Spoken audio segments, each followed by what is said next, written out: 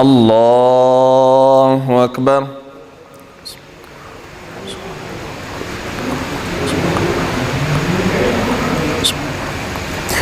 الحمد لله رب العالمين الرحمن الرحيم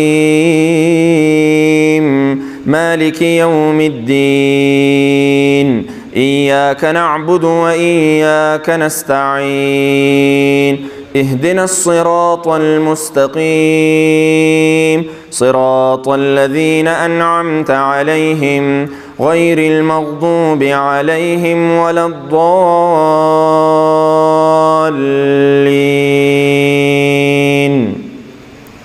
ألف لام را تلك آيات الكتاب وقرآن مبين ربما يود الذين كفروا لو كانوا مسلمين ذرهم يأكلوا ويتمتعوا ويلههم الأمل فسوف يعلمون وما أهلكنا من قرية إلا ولها كتاب معلوم ما تسبق من أمة أجلها وما يستأخرون وقالوا يا أيها الذي نزل عليه الذكر إنك لمجنون لو ما تأتينا بالملائكة إن كنت من الصادقين ما ننزل الملائكة إلا بالحق وما كانوا إذا منظرين إنا نحن نزلنا الذكر وإنا له لحافظون ولقد أرسلنا من قبلك في شيع الأولين وما يأتيهم من رسول إلا كانوا به يستهزئون كذلك نسلكه في قلوب المجرمين لا يؤمنون به وقد خلت سنة الأولين ولو فتحنا عليهم بابا من السماء فظلوا فيه يعرجون لقالوا إنما سكرت أبصارنا بل نحن قوم مسحورون ولقد جعلنا في السماء بروجا وزيناها للناظرين وحفظناها من كل شيطان رجيم إلا من استرق السمع فأتبعه شهاب مبين والأرض مددناها وألقينا فيها رواسي وأنبتنا فيها من كل شيء موزون وجعلنا لكم فيها معايش ومن لستم له برازقين وإن من شيء إلا عندنا خزائنه وما ننزله إلا بقدر معلوم وأرسلنا الرياح لواقح فأنزلنا من السماء ماء فأسقيناكموه وما أنتم له بخازنين وإنا لنحن نحيي ونميت ونحن الوارثون ولقد علمنا المستقدمين منكم ولقد علمنا المستأخرين وإن ربك هو يحشرهم إنه حكيم عليم ولقد خلقنا الإنسان من صلصال من حمأ مسنون والجان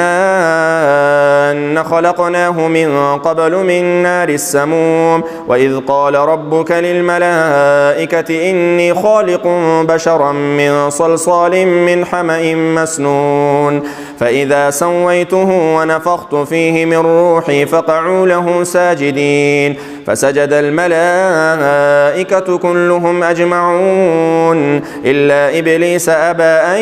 يكون مع الساجدين قال يا إبليس ما لك ألا تكون مع الساجدين قال لم أكن لأسجد لبشر خلقته من صلصال من حمأ مسنون قال فاخرج منها فإنك رجيم وإن عليك اللعنة إلى يوم الدين قال رب فأنظرني إلى يوم يبعثون قال فإنك من المنظرين إلى يوم الوقت المعلوم قال رب بما أغويتني لأزينن لهم في الأرض ولأغوينهم أجمعين إلا عبادك منهم المخلصين قال هذا صراط علي مستقيم إن عبادي ليس لك عليهم سلطان إلا من اتبعك من الغاوين وإن جهنم لموعدهم أجمعين لها 7 أبواب لكل باب منهم جزء مقسوم إن المتقين في جنات وعيون آخذين ما آتاهم ربهم إن المتقين في جنات وعيون ادخلوها بسلام آمنين ونزعنا ما في صدورهم من غل إخوانا على سرر متقابلين لا يمسهم فيها نصب وما هم منها بمخرجين نبئ عبادي أني أنا الغفور الرحيم وأن عذابي هو العذاب الأليم ونبئهم عن ضيف إبراهيم إذ دخلوا عليه فقالوا سلاما قال إنا منكم وجلون قالوا لا توجل إنا نبشرك بغلام عليم قال أبشرتموني على أن مسني الكبر فبم تبشرون قالوا بشرناك بالحق فلا تكن من القانطين قال ومن يقنط من رحمة ربه إلا الضالون قال فما خطبكم أيها المرسلون قالوا إنا أرسلنا إلى قوم مجرمين إلا آل لوط إنا لمنجوهم أجمعين إلا امرأته قدرنا إنها لمن الغابرين فلما جاء آل لوط المرسلون قال إنكم قوم منكرون قالوا بل جئناك بما كانوا فيه يمترون وأتيناك بالحق وإنا لصادقون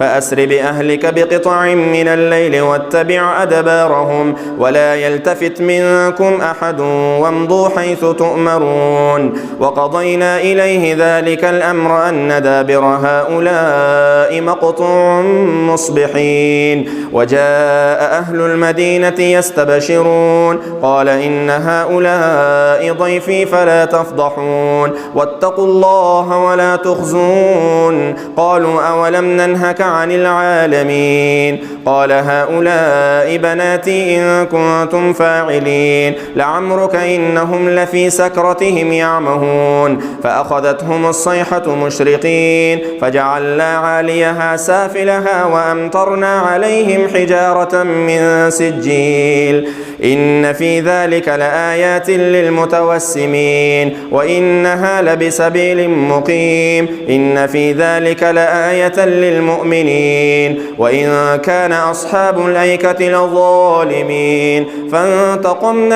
فانتقمنا منهم وإنهما لبإمام مبين ولقد كذب أصحاب الحجر المرسلين وآتيناهم آياتنا فكانوا عنها معرضين وكانوا ينحتون من الجبال بيوتا آمنين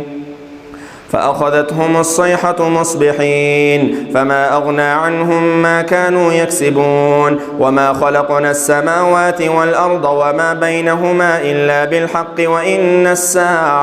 وإن الساعة لآتية فاصفح الصفح الجميل إن ربك هو الخلاق العليم ولقد آتيناك 7 من المثاني والقرآن العظيم لا تمدن عينيك إلى ما متعنا به أزواجا منهم ولا تحزن عليهم واخفض جناحك للمؤمنين وقل إني أنا النذير المبين كما أنزلنا على المقتسمين الذين جعلوا القرآن عضين فوربك لنسألنهم أجمعين عما كانوا يعملون فاصدع بما تؤمر وأعرض عن المشركين إنا كفيناك المستهزئين الذين يجعلون مع الله إلها آخر فسوف يعلمون ولقد نعلم أنك يضيق صدرك بما يقولون فسبح بحمد ربك وكن من الساجدين واعبد ربك حتى يأتيك اليقين بسم الله الرحمن الرحيم أتى أمر الله فلا تستعجلوه سبحانه وتعالى عما يشركون ينزل الملائكة بالروح من أمره على من يشاء من عباده أن أنذروا أنه لا إله إلا أنا فاتقون خلق السماوات والأرض بالحق تعالى عما يشركون خلق الإنسان من نطفة فإذا هو خصيم مبين والأنعام خلقها لكم فيها دفء ومنافع ومنها تأكلون ولكم فيها جمال حين تريحون وحين تسرحون وتحمل أثقالكم إلى بلد لم تكونوا بالغيه إلا بشق الأنفس إن ربكم لرؤوف رحيم والخيل والبغال والحمير لتركبوها وزينة ويخلق ما لا تعلمون وعلى الله قصد السبيل ومنها جائر ولو شاء لهداكم أجمعين هو الذي أنزل من السماء ماء لكم منه شراب ومنه شجر فيه تسيمون ينبت لكم به الزرع والزيتون والنخيل والأعناب ومن كل الثمرات إن في ذلك لآية لقوم يتفكرون وسخر لكم الليل والنهار والشمس والقمر والنجوم مسخرات بأمره إن في ذلك لآيات لقوم يعقلون وما ذرأ لكم في الأرض مختلفا ألوانه إن في ذلك لآية لقوم يذكرون وهو الذي سخر البحر لتأكلوا منه لحما طريا وتستخرجوا منه حلية تلبسونها وترى الفلك مواخر فيه ولتبتغوا من فضله ولعلكم تشكرون وألقى في الأرض رواسي أن تميد بكم وأنهارا وسبلا لعلكم تهتدون وعلامات وبالنجم هم يهتدون أفمن يخلق كمن لا يخلق أفلا تذكرون وإن تعدوا نعمة الله لا تحصوها إن الله لغفور رحيم والله يعلم ما تسرون وما تعلنون والذين يدعون من دون الله لا يخلقون شيئا وهم يخلقون أموات غير أحياء وما يشعرون أيان يبعثون إلهكم إله واحد فالذين لا يؤمنون بالآخرة قلوبهم منكرة وهم مستكبرون لا جرم أن الله يعلم ما يسرون وما يعلنون إنه لا يحب المستكبرين وإذا قيل لهم ماذا أنزل ربكم قالوا أساطير الأولين ليحملوا أوزارهم كاملة يوم القيامة ومن أوزار الذين يضلونهم بغير علم ألا ساء ما يزرون قد مكر الذين من قبلهم فأتى الله بنيانهم من القواعد فخر عليهم السقف من فوقهم وأتاهم العذاب من حيث لا يشعرون ثم يوم القيامة يخزيهم ويقول أين شركائي الذين كنتم تشاقون فيهم قال الذين أوتوا العلم إن الخزي اليوم والسوء على الكافرين الذين تتوفاهم الملائكة ظالمي أنفسهم فألقوا السلم ما كنا نعمل من سوء بلى إن الله عليم بما كنتم تعملون فادخلوا أبواب جهنم خالدين فيها فلبئس مثوى المتكبرين وقيل للذين اتقوا ماذا أنزل ربكم قالوا خيرا للذين أحسنوا في هذه الدنيا حسنة ولدار الآخرة خير ولنعم دار المتقين جنات عدن يدخلونها تجري من تحتها الأنهار لهم فيها ما يشاءون كذلك يجزي الله المتقين الذين تتوفاهم الملائكة طيبين يقولون سلام عليكم ادخلوا الجنة بما كنتم تعملون هل ينظرون إلا أن تأتيهم الملائكة أو يأتي أمر ربك كذلك فعل الذين من قبلهم وما ظلمهم الله ولكن كانوا أنفسهم يظلمون فأصابهم سيئات ما عملوا وحاق بهم ما كانوا به يستهزئون وقال الذين أشركوا لو شاء الله ما عبدنا من دونه من شيء نحن ولا آباؤنا ولا حرمنا من دونه من شيء كذلك فعل الذين من قبلهم فهل على الرسل إلا البلاغ المبين ولقد بعثنا في كل أمة رسولا أن اعبدوا الله واجتنبوا الطاغوت فمنهم من هدى الله ومنهم من حقت عليه الضلالة فسيروا في الأرض فانظروا كيف كان عاقبة المكذبين إن تحرص على هداهم فإن الله لا يهدي من يضل وما لهم من ناصرين وأقسموا بالله جهد أيمانهم لا يبعث الله من يموت بلى وعدا عليه حقا ولكن أكثر الناس لا يعلمون ليبين لهم الذي يختلفون فيه وليعلم الذين كفروا أنهم كانوا كاذبين إنما قولنا لشيء إذا أردناه أن نقول له كن فيكون والذين هاجروا في الله من بعد ما ظلموا لنبوئنهم في الدنيا حسنة ولأجر الآخرة أكبر لو كانوا يعلمون الذين صبروا وعلى ربهم يتوكلون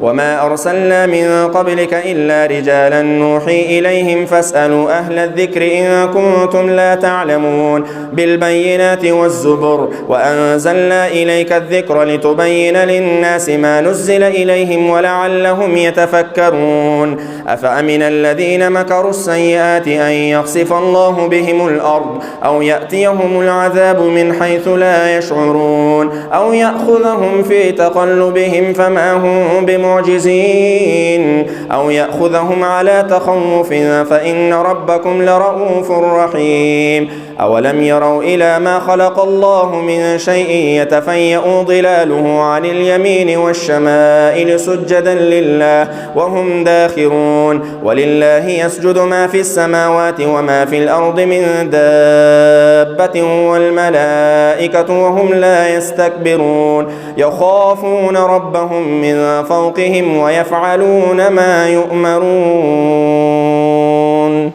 الله أكبر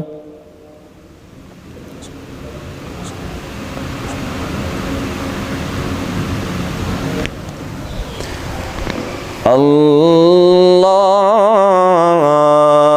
أكبر وقال الله لا تتخذوا إلهين اثنين إنما هو إله واحد فإياي فارهبون وله ما في السماوات والأرض وله الدين واصبا أفغير الله تتقون وما بكم من نعمة فمن الله ثم إذا مسكم الضر فإليه تجأرون ثم إذا كشف الضر عنكم إذا فريق منكم بربهم يشركون ليكفروا بما آتيناهم فتمتعوا فسوف تعلمون ويجعلون لما لا يعلمون نصيبا مما رزقناهم تالله لتسألن عما كنتم تفترون ويجعلون لله البنات سبحانه ولهم ما يشتهون وإذا بشر أحدهم بالأنثى ظل وجهه مسودا وهو كظيم يتوارى من القوم من سوء ما بشر به أيمسكه على هون أم يدسه في التراب ألا ساء ما يحكمون للذين لا يؤمنون بالآخرة مثل السوء ولله المثل الأعلى وهو العزيز الحكيم ولو يؤاخذ الله الناس بظلمهم ما ترك عليها من دابة ولكن يؤخرهم إلى أجل مسمى فإذا جاء أجلهم لا يستأخرون ساعة ولا يستقدمون ويجعلون لله ما يكرهون وتصف ألسنتهم الكذب أن لهم الحسنى لا جرم أن لهم النار وأنهم مفرطون تالله لقد أرسلنا إلى من قبلك فزين لهم الشيطان أعمالهم فهو وليهم اليوم ولهم عذاب أليم وما أنزلنا عليك الكتاب إلا لتبين لهم الذي اختلفوا فيه وهدى ورحمة لقوم يؤمنون والله أنزل من السماء ماء فأحيا به الأرض بعد موتها إن في ذلك لآية لقوم يسمعون وإن لكم في الأنعام لعبرة نسقيكم مما في بطونه من بين فرث ودم لبنا خالصا سائغا للشاربين ومن ثمرات النخيل والأعناب تتخذون منه سكرا ورزقا حسنا إن في ذلك لآية لقوم يعقلون وأوحى ربك إلى النحل أن اتخذي من الجبال بيوتا ومن الشجر ومما يعرشون ثم كلي من كل الثمرات فاسلكي سبل ربك ذللا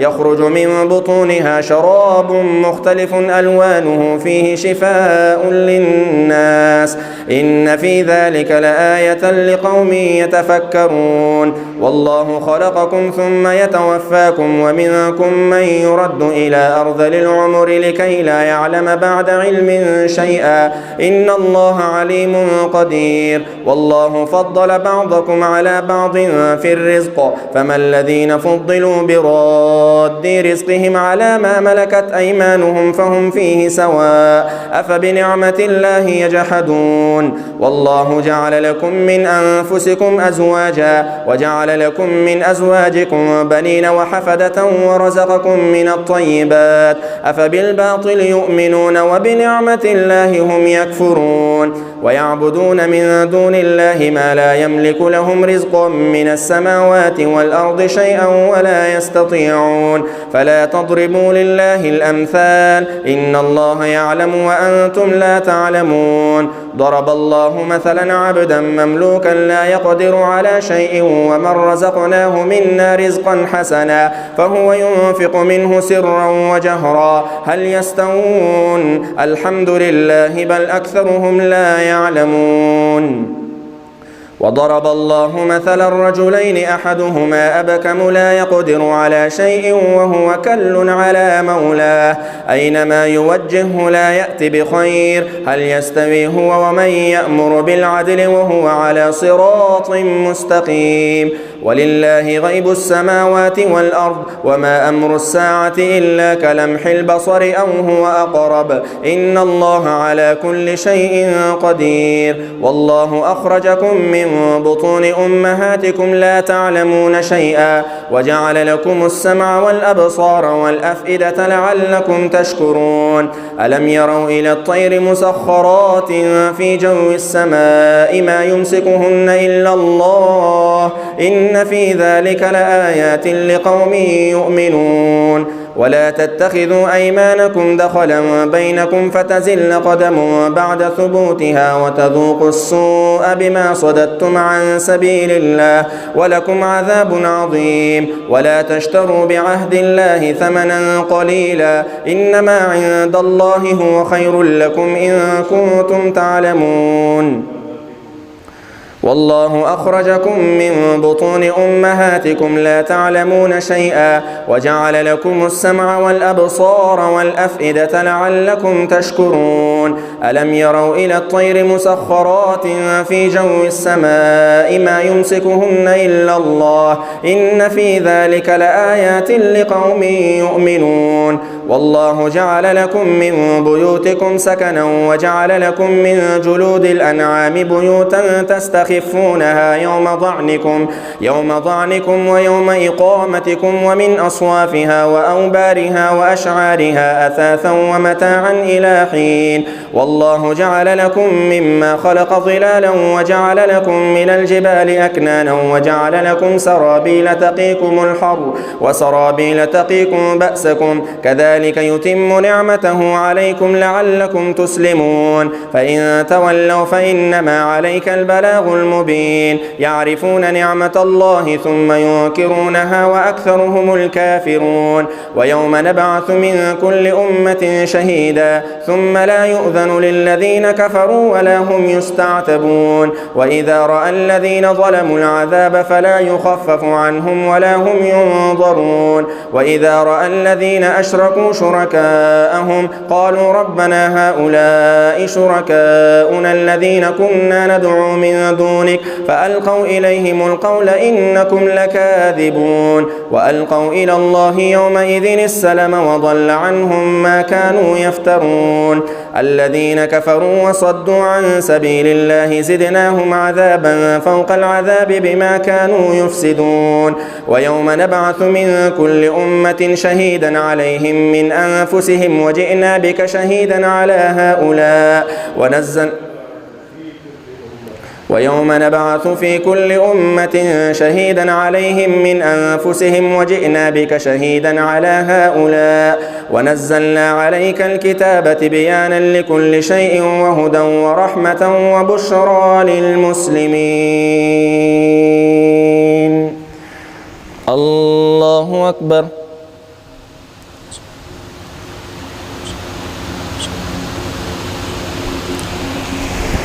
سمع الله لمن حمده. الله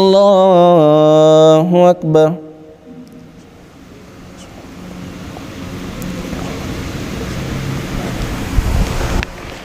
الله أكبر.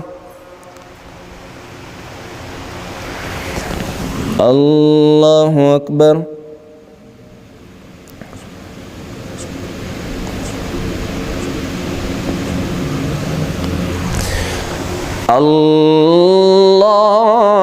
الله أكبر.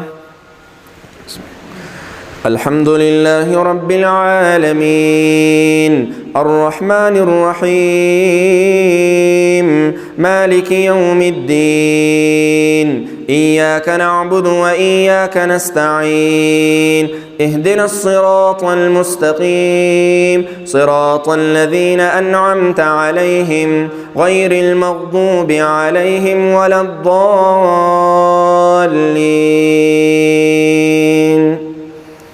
إن الله يأمر بالعدل والإحسان وإيتاء ذي القربى وينهى عن الفحشاء والمنكر والبغي يعظكم لعلكم تذكرون وأوفوا بعهد الله إذا عاهدتم ولا تنقضوا الأيمان بعد توكيدها وقد جعلتم الله عليكم كفيلا إن الله يعلم ما تفعلون ولا تكونوا كالتي نقضت غزلها من بعد قوة أنكاثا تتخذون أيمانكم دخلا بينكم أن تكون أمة هي أربى من أمة إنما يبلوكم الله به وليبينن لكم يوم القيامة ما كنتم فيه تختلفون ولو شاء الله لجعلكم أمة واحدة ولكن يضل من يشاء ويهدي من يشاء ولتسألن عما كنتم تعملون ولا تتخذوا أيمانكم دخلا بينكم فتزل قدم بعد ثبوتها وتذوقوا السوء بما صددتم عن سبيل الله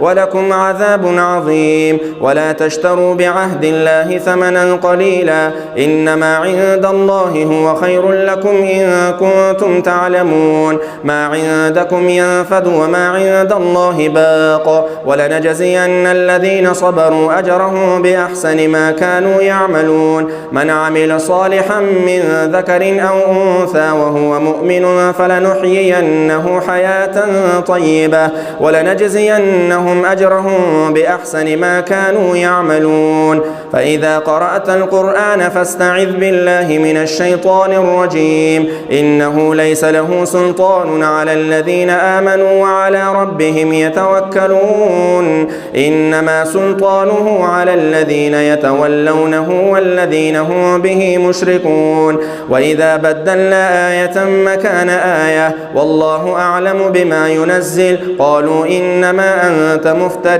بل أكثرهم لا يعلمون قل نزله روح القدس من ربك بالحق ليثبت الذين آمنوا وهدى وبشرى للمسلمين ولقد نعلم أنهم يقولون إنما يعلمه بشر لسان الذي يلحدون إليه أعجمي وهذا لسان عربي مبين إن إن الذين لا يؤمنون بآيات الله لا يهديهم الله ولهم عذاب أليم إنما يفتري الكذب الذين لا يؤمنون بآيات الله وأولئك هم الكاذبون من كفر بالله من بعد إيمانه إلا من أكره وقلبه مطمئن بالإيمان ولكن من شرح بالكفر صدرا فعليهم غضب من الله ولهم عذاب عظيم ذلك بأنهم استحبوا الحياة الدنيا على الآخرة وأن الله لا يهدي القوم الكافرين أولئك الذين طبع الله على قلوبهم وسمعهم وأبصارهم وأولئك هم الغافلون لا جرم أنهم في الآخرة هم الخاسرون ثم إن ربك للذين هاجروا من بعد ما فتنوا ثم جاهدوا وصبروا إن ربك من بعدها لغفور رحيم يوم تأتي كل نفس تجادل عن نفسها وتوفى كل نفس ما عملت وهم لا يظلمون وضرب الله مثلا قرية كانت آمنة مطمئنة يأتيها رزقها رغدا من كل مكان فكفرت بأنعم الله فأذاقها الله لباس الجوع والخوف بما كانوا يصنعون ولقد جاءهم رسول منهم فكذبوه فأخذهم العذاب وهم ظالمون فكلوا مما رزقكم الله حلالا طيبا واشكروا نعمة الله إن كنتم إياه تعبدون إنما حرم عليكم الميتة والدم ولحم الخنزير وما أهل لغير الله به فمن اضطر غير باغ ولا عاد فإن الله غفور رحيم ولا تقولوا لما تصف ألسنتكم الكذب هذا حلال وهذا حرام لتفتروا على الله الكذب إن الذين يفترون على الله الكذب لا يفلحون متاع قليل ولهم عذاب أليم وعلى الذين هادوا حرمنا ما قصصنا عليك من قبل وما ظلمناهم ولكن كانوا أنفسهم يظلمون ثم إن ربك للذين عملوا السوء بجهالة ثم تابوا من بعد ذلك وأصلحوا إن ربك من بعدها لغفور رحيم إن إبراهيم كان أمة قانتا لله حنيفا ولم يك من المشركين شاكرا لأنعمه اجتباه وهداه إلى صراط مستقيم وآتيناه في الدنيا حسنة وإنه في الآخرة لمن الصالحين ثم أوحينا إليك أن اتبع ملة إبراهيم حنيفا وما كان من المشركين إنما جعل السبت على الذين اختلفوا فيه وإن ربك ليحكم بينهم يوم القيامة فيما كانوا فيه يختلفون ادع إلى سبيل ربك بالحكمة والموعظة الحسنة وجادلهم بالتي هي أحسن إن ربك هو أعلم بمن ضل عن سبيله وهو أعلم بالمهتدين وإن عاقبتم فعاقبوا بمثل ما عوقبتم به ولئن صبرتم لهو خير للصابرين واصبر وما صبرك إلا بالله ولا تحزن عليهم ولا تك في ضيق مما يمكرون إن الله مع الذين اتقوا والذين هم محسنون الله أكبر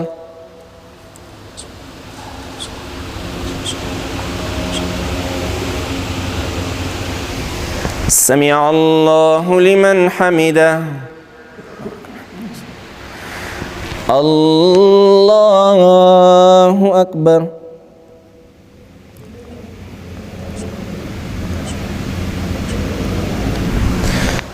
الله أكبر الله أكبر سبحان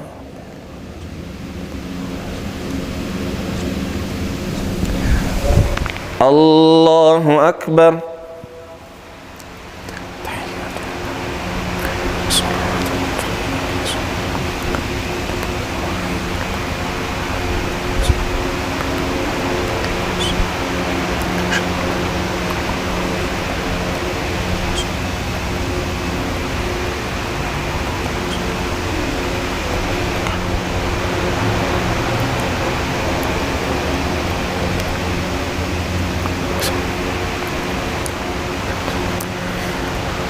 السلام عليكم ورحمة الله.